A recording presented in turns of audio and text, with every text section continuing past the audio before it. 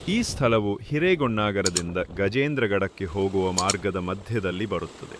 ಇದು ಗಜೇಂದ್ರಗಡ ತಾಲೂಕಿನ ಜಿಗೇರಿ ಕೆರೆಯಿಂದ ಬರುತ್ತಿರುವ ನೀರು. ಇದು ಸುಮಾರು 2 ರಿಂದ 3 ಕಿಲೋಮೀಟರ್ ದೂರ ಹರಿದು ಚಿಕ್ಕಗೊಣ್ಣಾಗರ ಗ್ರಾಮದ ಒಂಟೆನಹಳ್ಳ ತಲುಪುತ್ತದೆ. ಹಾಗೆ ಮುಂದೆ ಗಡಚಿಂತಿ ಗ್ರಾಮದ ಹಳ್ಳ ತಲುಪಿ ಅದೇ ಮಾರ್ಗವಾಗಿ ಮುಂದೆ ಹರಿಯುತ್ತದೆ.